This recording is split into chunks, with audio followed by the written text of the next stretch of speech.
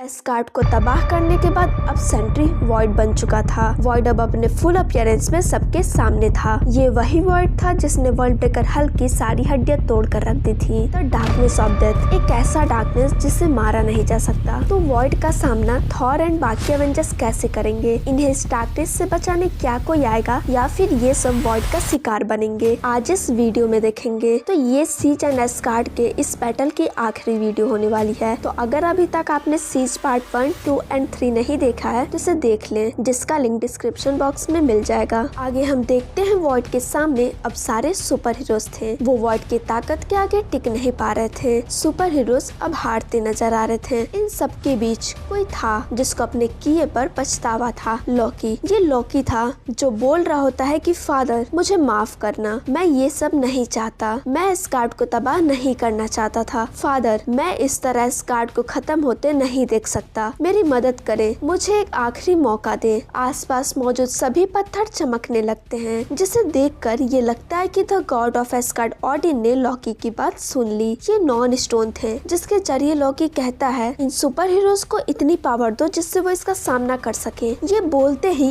एक अलग सी ऊर्जा उन सुपर हीरोज पर पड़ी। तभी टोनी कहता है क्या तुम सब भी इस पावर को फील कर पा रहे हो? कैप्टन बोलते हैं लगता है हमें सेकंड चांस मिला है, जिस पर थॉर बोलता है मेरे हैमर के लिए तो एक और चांस ही काफी है। स्पाइडी बोलता है आज कोई ऐसा पिटेगा जैसे पहले कभी कोई नहीं पिटा है। ये बोलते ही थॉर का वॉइड पे एक जोरदार अटैक और माइलनीर वॉइड को चिरते हुए उसके आर पार चली गई। टोनी का अटैक भी वॉइड को डैमेज दे रहा था। वो बोलता है इसे उठने का मौका मत देना, पूरी जान लगा दो। कैप्टन का भी एक अटैक और सील वॉइड को चिरते हुए बाहर निकल गई। एवेंजर्स अब वॉइड को टक्कर दे रहे थे, जिसका सामना करने के मात्र सोचने से लोग डरते थे। थॉर कहता है कि तुमने एस्गार्ड को खत्म किया है, अब तुम मेरे फादर और मेरे थंडर को झेलोगे। और एक जोरदार थंडर स्ट्राइक, थंडर की रोशनी से चारों तरफ उजाला हो गया। ये थंडर इतना ज्यादा पावरफुल था कि इसकी आवाज बहुत दूर तक गई, जिसे देखकर स्पाइडी बोलता है लगता है वॉइड के लिए तो अकेला थॉर ही काफी है। वॉइड कहता है कि ये शक्ति और ये पावर सब एक छलावा है, ये ज्यादा देर तक नहीं टिकने वाली। इसी बीच लॉकी वहाँ आ जाता है और कहता है मॉन्स्टर तुम्हें इसकी कीमत चुकानी होगी। वॉइड कहता है ये मैजिकल स्टोन्स मेरा कुछ नहीं बिगाड़ सकती। ये बोलते ही वॉइड लॉकी के माइंड को कंट्रोल करना शुरू कर देता है। थॉर एंड आयरन मैन उसको बचाने के लिए आगे बढ़ते हैं, पर लगता है अब काफी देर हो गई। लॉकी अब पूरे तरीके से वॉइड के कंट्रोल में था। लॉकी कहता है मुझे माफ करना मेरे भाई, मुझसे बहुत बड़ी गलती हो गई। और एक जोरदार blast and Loki the mischief of god के चिथड़े उड़ गए थे। ये सब थॉर के सामने हुआ।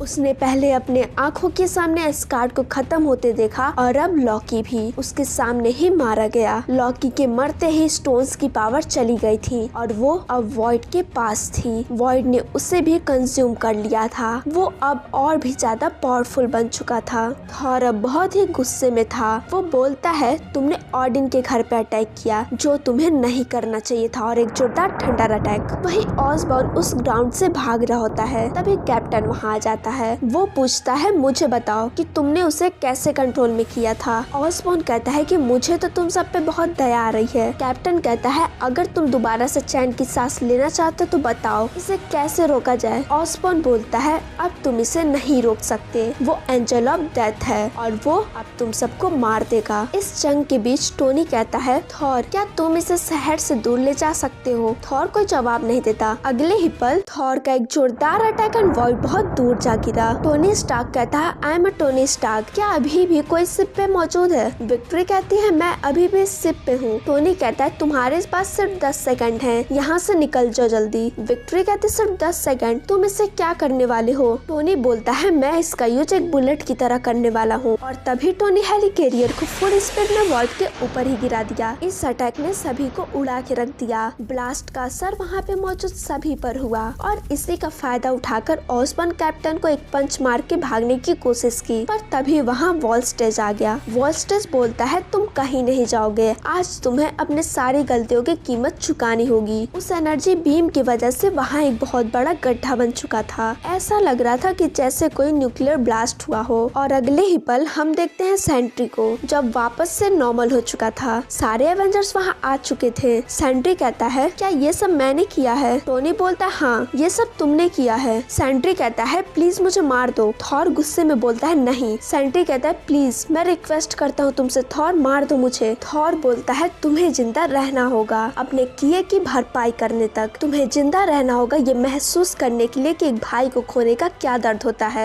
एवेंजर्स को धोखा देने के लिए, मेरे घर को बर्बाद करने के लिए तुम्हें जिंदा रहना होगा रॉबर्ट रेनॉल्ड। तभी सेंट्री के अंदर वॉइड बोलता है तुम्हें अभी समझ नहीं आ रहा मैं क्या कह रहा हूँ। और देखते ही देखते वॉइड फिर से सेंट्री से बाहर आ जाता है, पर सेंट्री अंदर से बोल रहा होता है मुझे मार दो। और फिर क्या, द गॉड ऑफ थंडर का एक जोरदार थंडर वॉइड पे पड़ा और वो वहीं गिर गया। सेंट्री अब मर चुका था और उसके मरते ही वॉच टावर भी गायब हो चुका था। थॉर सेंट्री के बॉडी को उठा लेता है और बोलता है मैं ये करना तो नहीं चाहता पर मुझे ये करना पड़ेगा। थॉर सेंट्री की बॉडी लेकर सन के पास पहुंच जाता है और उसके बॉडी को सन में फेंक देता है, क्योंकि थॉर जानता था कि अगर ऐसा नहीं किया गया तो वो वॉइड फिर से बाहर आ सकता है। डार्क एवेंजर्स की टीम अब निक के अंडर में थी। निक बोलते हैं अगर किसी ने भी भागने की कोशिश की तो वो मारा जाएगा। कैप्टन भी ऑसबॉर्न को पकड़ के सामने लाते हैं। कैप्टन अपने शील्ड को बग्गी को देते हुए बोलते हैं इस दुनिया को कैप्टन की जरूरत है। बग्गी कैप्टन से पूछता है वो अब क्या करेगा। नेक्स्ट सीन हमें व्हाइट हाउस की दिखाई जाती है, जहाँ प्रेसिडेंट बोल रहे होते हैं हमने इस दुनिया को निक फ्यूरी के नजरिए से देखा है, हमने टोनी स्टार्क के नजरिए से भी देखा है और हमने ऑसबॉर्न के नजरिए से भी देख ही लिया, पर इस दुनिया को अब कैप्टन के नजरिए की जरूरत है। स्टीव, इस दुनिया को तुम्हारी सबसे ज्यादा जरूरत है तब से जब से तुम पहली बार एक सुपर सोल्जर के रूप में सबके सामने आए थे। कैप्टन अब सुपर ह्यूमन रेस्ट्रिक्शन को बैंड कर चुके हैं। अमेरिका में अब सब कुछ ठीक था। थॉर अपने बचे हुए एस्गार्डियन के साथ टोनी के पास आता है और कहता है कि तुम सब ने हमारा हमेशा से साथ दिया, इसीलिए अब एस्गार्ड के दरवाजे तुम सब के लिए हमेशा से खुले रहेंगे। तुम्हें जब भी थॉर की जरूरत होगी मैं हमेशा तुम्हारे साथ खड़ा मिलूंगा। और इसी के साथ ये स्टोरी यहीं पे खत्म हो जाती है। तो आपको ये वीडियो कैसी लगी कमेंट बॉक्स में जरूर बताएं। वीडियो अच्छी लगी हो तो लाइक करें और अभी तक अगर आपने सीज की प्रीवियस वीडियो नहीं देखे हैं तो इसे हमारे चैनल पे